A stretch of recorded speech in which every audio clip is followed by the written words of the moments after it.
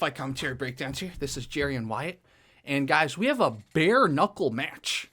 And it's a kickboxer versus a boxer. So the boxer's the one with the tank top, and the kickboxer's the one wearing the red Star Trek. Yeah, he's trying to...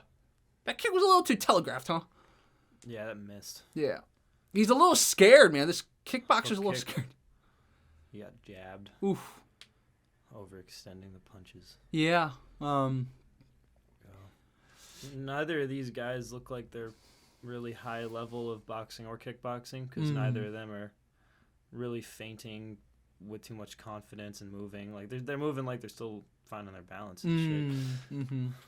Boxing guy's not moving his head around, no bobbing side to side. He's not feinting that much. Mm-hmm. You could tell that they're definitely more on the amateur level of striking. Mm-hmm. His chin's a little high. His hands are a little low. Mm-hmm. The kickboxer guy for a minute there. Yeah. And also interesting, look at this. Kickboxers not wearing shoes, but boxers wearing shoes. I don't know why.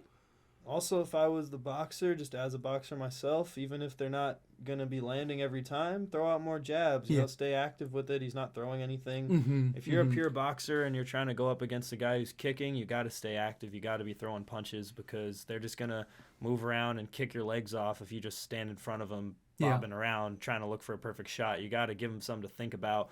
Throw some hard, pop the jab out there, let them know it's aggressive, and throw some, straight hands behind it, and just stay active. You ain't throwing any punches right now. Jab right now, jab, move. Even if it doesn't land, give them something to parry, give them something to work with, and it'll give you an opening for something somewhere. But there, through a jab, he's just not staying active enough. You got to throw more punches. I like someone throwing a lot. Not throwing wildly, not throwing where you're going to, let yourself get countered. That was a great spin kick. Ooh, yeah. I will say, active. The kickboxer, he's also not being active enough. Yeah, throw push kicks. I was about to just say, now for the kicking guy, I would just be throwing a lot of leg kicks now. Yeah. A lot of leg kicks. He's almost, the kickboxer's fighting like a point fighter. They're both fighting complacently, which is why I think that neither of them have a whole lot of experience because...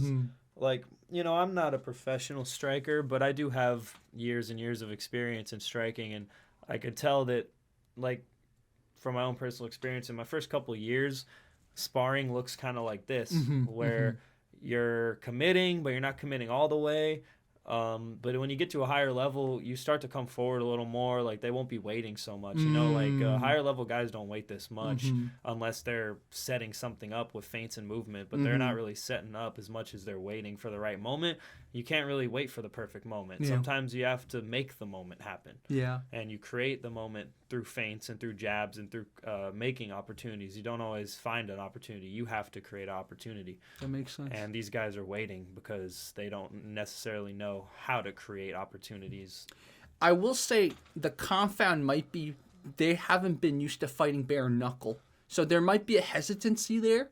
Yeah, it is different. I'll say we could do a commentary. I don't know if we could do it on YouTube because it's a street fight, not like with raps on, but I have my fights from when I was in high school. I got into 2 street fights, and this one, it's bare knuckle. I think I showed it to you before. I eat a lot of shots, and I talked to you about how it took me off guard back then. It was probably 6 years ago because the feeling of when you get hit with the bare knuckle, it's not as concussive as a glove, but it stings. like a cut. Yeah. You feel it and you bleed more, and it makes your face almost go numb. The stinging gets such a burning sensation that you can't feel your face. Wow. And the speed of the punches is faster because there's no gloves, and it's a smaller thing trying to hit you.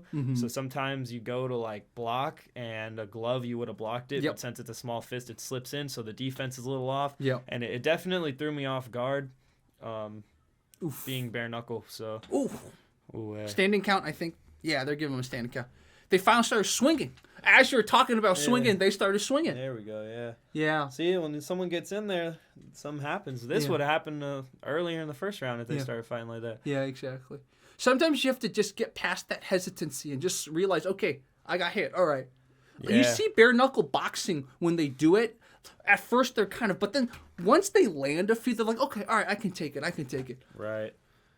And personally, I think guys who wait around too much, it also could be not having too big of a confidence in your defense. Because when you have really good defense, you can go forward and be confident that I'm going to fight going forward behind my jab. I'm going to fight going forward behind my parry, behind my catch, behind my slip. And I know that I could defend these shots as I step forward. But if you're afraid that if I take a step forward, I don't want to run into a punch, then that just means that maybe you haven't worked your defense to a point yet where you're confident enough to say, I'm going to take this forward step and not get hit. And the kickboxer has been hit so many times by a right. Yep. So his left hand. I think it just got stopped. I think he gave up.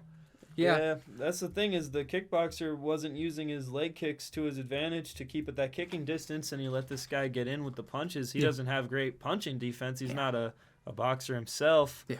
And like I said here, that high guard, look at how his ears and are completely exposed. And then he drops his hands. You could throw looping hooks around that high guard, even with gloves on. But bare knuckle, you're especially going to catch behind the ear. Yep. He has a nice that kick was good, That's where he should stay, is at that range. Yeah. He should have stayed at that range with those kicks.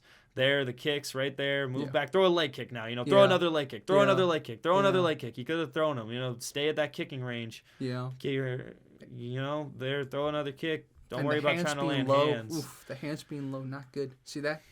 And then he's going to get hit again. Probably he lands around a here. jab. Yeah, right there. See, he got hit there. Yeah.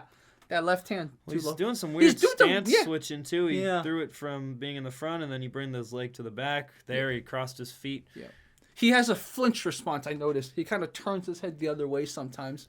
Yeah, the flinch too, that's a thing that when you see someone who has some fighting experience and maybe they've been training for a few years, like you could see like, oh, they know how to punch, they know how to kick, they know how to defend punches and kicks, but they just haven't been doing it long enough for that flinch to 100% be gone. Yeah. So they may like slip and effectively slip, but it'll just be a little like stiff, like a deer in headlights, or they may block punches, but it looks a little, but give these guys a couple more years of training and drilling and sparring and more experience fighting and just getting hit more, and you learn how to breathe and stay calm in there, and it won't look so much like that, Yeah. And the one advice for the kickboxer, definitely attack while defending more. He's just the dropping of the other hand. His chin is high too. Yeah, that too. I think he's just used to point fighting, man. He fights like a point fighter. He fights like I hit him or he hits me. Okay, we start over. Right. Yeah. Whereas this boxer, I think this boxer definitely is. He spars in a boxing way, but like you say, he probably just hasn't had too many fights under his belt. Yeah, and I think that what I would say for if you're just a boxer. See, that was a point fighting type of tornado kick. There was no follow through or anything. It just I hit him. That was cool. Okay, I get a point. Right. Yeah. But the boxer. Yeah, I would say that rolling is dangerous. You roll, you can get kicked or kneed in the head, but it doesn't mean that because it's dangerous you can't do it at all. Mm-hmm. I would like to see more head movement. I think that slipping and pulling is still very effective. You can lean back and pull out of the way. So he looks a little stiff in his upper body, the boxer. He looks a little stiff. Like he's light on his feet. He's not super heavy, but he's not real light either. He looks a little stiff to me. A little more waist movement, a little more head movement, faster with the feints. When you're feinting, don't be lazy. Don't feint. Like when you throw a feint, you can even make the sound like you're going to throw a punch and put that full explosive movement like you're going to throw the punch, but don't throw the punch, and just commit to everything with 100%. It looks like he's throwing the jabs a little lazy, throwing the feints a little lazy sometimes, and everything at 100%. Don't throw a lazy jab. Don't throw a lazy feint. Don't let yourself relax and lose your position for a minute. Like, stay disciplined and stay focused and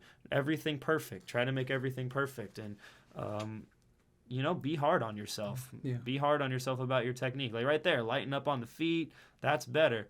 When he's moving like that, he's getting places, and then he gets a little stiff, it seems like, when he gets to the pocket. Yeah. If you want to get in, you got to loosen up on the feet. So you could step in, step back out. If you step in, too heavy, then you're going to be too slow. Yeah.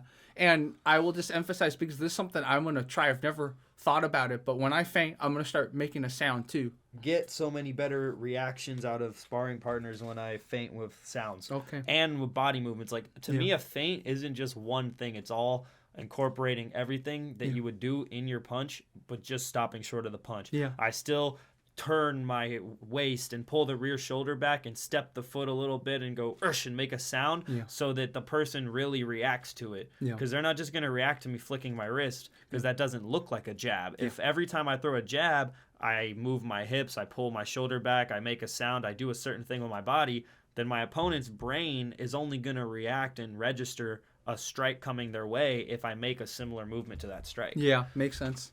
Makes sense.